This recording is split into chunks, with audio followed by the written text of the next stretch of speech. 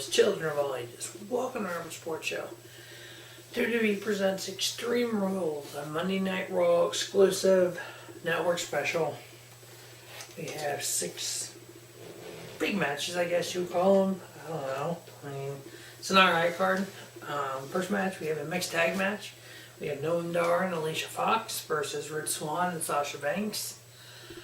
I don't know if this is a demotion for Sasha or it's a trying to build up Rich Swann and Noam Dar. They've had a lot of singles matches lately. 10 for this year. Noam Dar has won, or sorry, they're actually 5-5. So each have won 5 of the 10. Just throwing Sasha in it now. I mean, I just don't understand it, but whatever. I got Rich Swann and Sasha Banks winning. Next, we have the Cruiserweight title in a submission match. We have champion Neville. He's on the Neville level versus Austin Aries, a double. So this is actually the 17th match between these two guys this year. Neville is 13-4. A lot of those are house shows.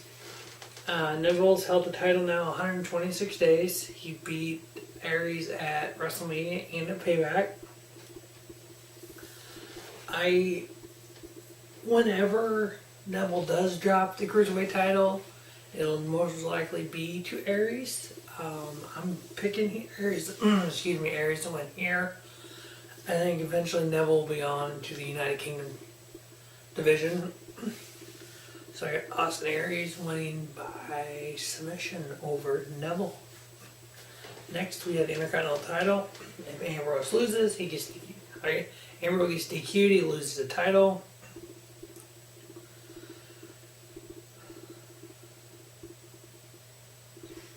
Dean Ambrose versus The Miz. Obviously, Maurice can play a big role in this. All she has to do is walk up and slap Miz. Ambrose gets DQ'd. So I think it's the stupidest stipulation ever. But Ambrose has had 20 wins this year versus The Miz in 20 matches. So stupid. I got Dean retaining.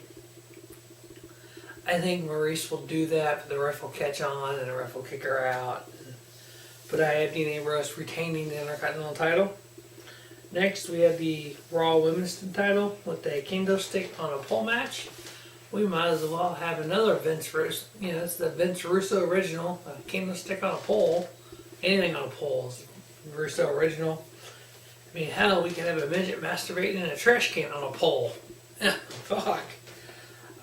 Bayley, just as nice as Bayley is, and so, not wanting to get hardcore, I can see her trying to be like her hero, Mick Foley, catches Jack. But if you look at the history of the Raw Women's title,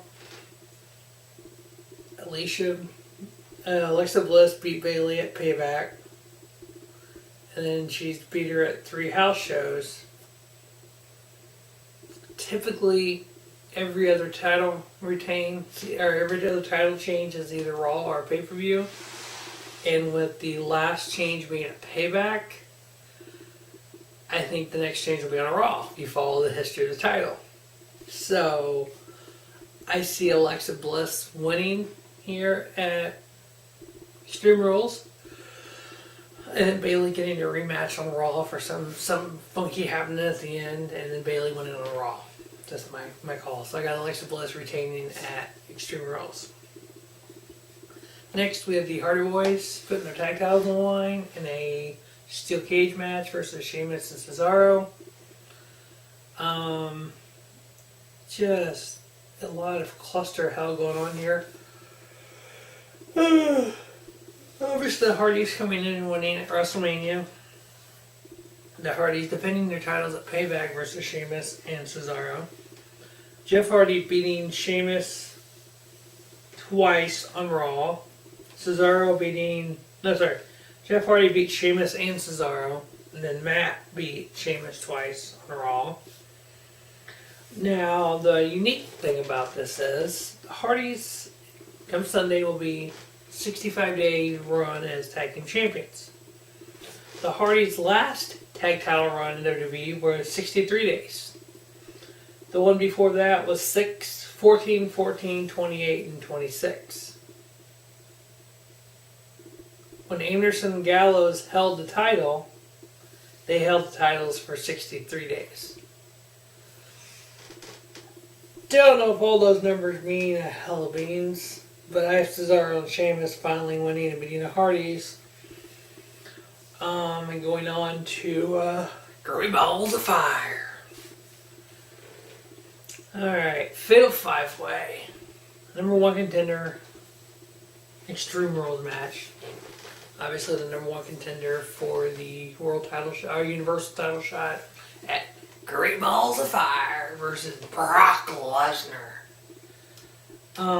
Seeing something online that even the winner of this may not get that title shot at Great Balls of Fire. It could be Braun Strowman returning early. I like whoever wins this will get a shot at Great Balls of Fire. We'll lose. Strowman will be back for SummerSlam. But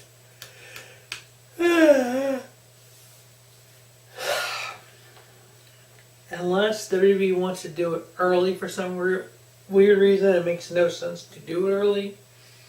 Roman Reigns makes no sense to win this because, you know, The Undertaker is 23-2 at WrestleMania. So why don't the two, Brock Lesnar, Roman Reigns, fight at WrestleMania? Duh. That makes no sense. Seth Rollins, I mean, coming off a feud with Samoa Joe, does that make sense? We wanted to go, yeah, I mean, it was a triple threat match where Seth Rollins won the title and cashed in the Money Bank, but he pinned Roman Reigns and pinned Lesnar. Yeah, he hung in there at that Royal Rumble match that year, was it 14 or whatever it was, and against John Cena and Lesnar.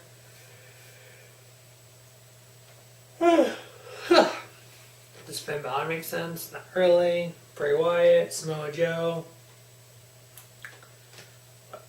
I'm going to go on a limb. I'm actually going to pick Roman Reigns.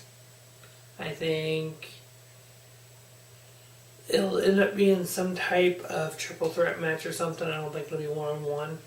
I think they'll do Reigns, Strowman, Lesnar. Have Lesnar retain. And do Lesnar, Reigns, or Lesnar, Strowman at SummerSlam, and then Lesnar, Reigns at Mania next year.